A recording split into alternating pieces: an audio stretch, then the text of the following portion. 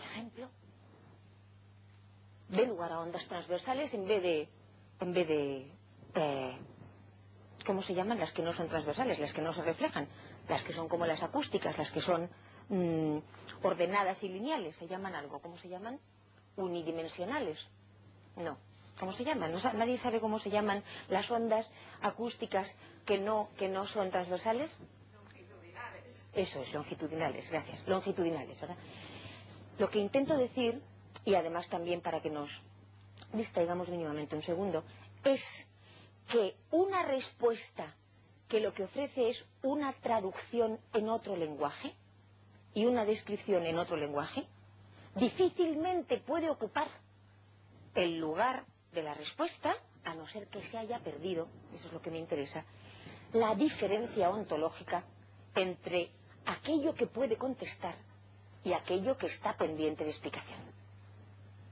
Confundir a cualquier fenómeno con una causa solamente equivale a que el tiempo, ¿lo notáis? Otra vez se haya hecho lineal, pero esta vez hacia atrás. ¿Y por qué no es nunca satisfactoria esa manera de pregunta? Porque de nuevo no encuentra ningún límite. ¿Y quién fue el padre de fulanito? Menganito. Y el padre de Menganito, Menganito. Y el padre de Menganito. Y así hasta la saciedad de una repetición idéntica, que nunca accede a otro plano y que no puede encontrar límite porque siempre un fenómeno está a su vez pendiente de explicación. Bien, pues si eso por el momento basta, señores, nos vamos a Mileto. Mileto, que es el lugar donde, de acuerdo con las tradiciones que comienzan a referirse a partir de Aristóteles, nace la filosofía, es una colonia, como vosotros sabéis, una colonia jonia, que está en la actual Turquía. La cronología de Mileto, la cronología de Tales de Mileto, la fechamos alrededor del 585 a.C., por un motivo, porque Tales se hizo muy famoso, como vosotros sabéis seguramente, porque predijo el 28 de mayo del 585 un eclipse. Pero este eclipse de sol coincidía con una batalla, de manera que, habiendo advertido a los lidios y a los medos, que eran su fracción contra los persas, de este eclipse, pues claro, consiguió muy rápidamente que aquella batalla se ganara. Bien, lo que nos interesa de Tales es, a partir de este momento, todo por un motivo, porque la única pregunta desde la que nos importa la biografía de Tales y algunos pequeños fenómenos de los que vamos a hablar es ¿qué hizo Tales de Mileto? ¿Qué hay en común entre todas sus múltiples actividades? Y antes de eso me interesa entonces que sepáis que no está dividido, ni lo estará, insisto, hasta el siglo XVIII, el que Tales sea un teólogo, un poeta, un matemático, un político, un astrónomo, un navegante. Todas estas cosas hace Tales, que es hijo en realidad de una familia de procedencia fenicia, cuyos padres, el padre se llama Examis y la madre Cleobulina, y se le atribuyen numerosos viajes, sobre todo a Egipto, y las actividades de las que ahora empezaré a hablar cuando Carlos haya hablado. ¿Qué? Yo, si nos has hecho tanto esfuerzo por encontrar el origen de esa poesía que Los haberme leído, que de la especulación y no saber si hemos obtenido entre todos y todas una respuesta. Quería saber si alguien recogéis la pregunta de Carlos. La pregunta es, si yo lo he entendido bien, cuál sería la unidad, si es que la hubiera, la unidad de las instancias de lo que hemos aprendido ya, que es el arjé. ¿Alguien quiere contestar? ¿Quieres contestar tú mismo? ¿Alguien quiere contestar a esa pregunta? La pregunta, por lo tanto, es ¿cuál es la unidad? ¿Cuál es Tened en cuenta que unidad no es un término que tampoco tenga que estar claro por el momento. No tiene por qué ser una unidad de continente que incorpore las partes. Eso es lo que llamamos una unidad holista, la de un todo que incluya partes. Puede ser una unidad de enlace, una unidad estructural, una unidad...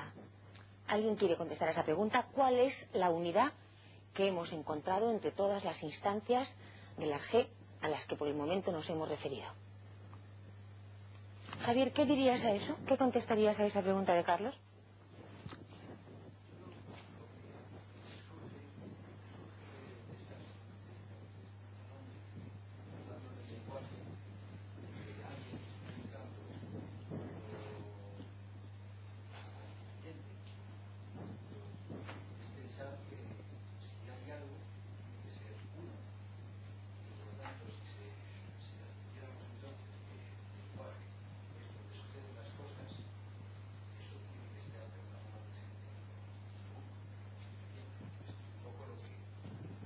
Pero la pregunta, esto es de una utilidad enorme siempre todo esto para nosotros, ¿verdad? Y yo cuando haga algún tipo de reorientación, desde luego nunca estoy enmendando nada, sino permitiendo precisamente que pongamos en común todo esto. No tendáis nunca a contestar ninguna pregunta filosófica como si fuera una pregunta general. Porque eso precisamente es la dimensión de las opiniones, ¿verdad? No creo que tú hayas hecho eso, sino otra cosa, pero podría parecerlo. Ahora vuelvo a ese asunto. La pregunta precisa de Carlos es: ¿cuál es la unidad que hay entre lo uno de lo múltiple? Y por lo tanto, entonces la pregunta ya es una pregunta así filosófica. ¿Es lo mismo esa unidad que une entre sí las instancias del G que la otra unidad que une entre sí cualquier múltiple? Por ejemplo, yo no voy a contestar a eso ahora, pero sí quiero que suene esa pregunta, ¿verdad? Entre las distintas instancias del G. Por lo tanto, entre lo uno de lo múltiple, lo mismo de lo otro, la ley, o sea, la constancia de cualquier cambio que permite que el cambio se dé. Cuidado, no lo genera, pero permite que el cambio se dé. O la unidad que permite cualquier modo de sistema de orden. Es evidente que en un sistema de orden también estáis notando que habrá cierta repetición o cierta ciclicidad, ¿verdad? La pregunta de Carlos es si, en caso de que yo la haya entendido bien, si hay alguna unidad entre sí, entre esas instancias del G. La última de ellas es que sea transfenoménico. ¿Alguien quiere contestar? Luego, cuando Javier contesta, ya que decimos que el lugar donde aparecerá cualquiera de estas respuestas es un lenguaje, también el lenguaje tendría que ser uno, pero ahí entonces perderíamos lo preciso que ya hemos ganado. Es verdad que la comprensión de que todo el lenguaje es un lugar es tan asombrosa, tan fecunda en el sentido de las perspectivas que abre, que es muy lógico. En eso tenéis que ser muy indulgentes con vosotros mismos y tampoco pretender estar entendiéndolo todo en los mismos sentidos, porque para cada uno los descubrimientos suceden cuando lo hacen, y estos hay que perseguirlos, y evidentemente uno tiene que ausentarse y tener lapsos y luego después volver o no volver. No digo que te haya pasado nada de eso, digo que desde luego la comprensión del lenguaje como lugar es suficientemente pregnante. Y sin embargo la pregunta aquí en este caso es: ¿qué unificaría las instancias distintas que hemos ya visto de la G? ¿Hay alguna? Si no la hay, contestamos no lo sabemos, mantenemos la pregunta en suspenso, pero a lo mejor sí podemos contestar. ¿Alguien quiere atreverse a alguna pregunta? Y sin embargo sí tiene que ver con el uno. Desde luego. La pregunta original fue ¿dónde tiene origen? ¿Dónde está los arjai? ¿Dónde están los arjai? Dios aparecía, sinceramente. Cuando dices dónde, y alguien decía el lenguaje, y encontrábamos un sitio, todo estaba, o sea, se hacía el lenguaje. Y le agregaba, entre muchas cosas más que se han dicho, el pensamiento, que son las cosas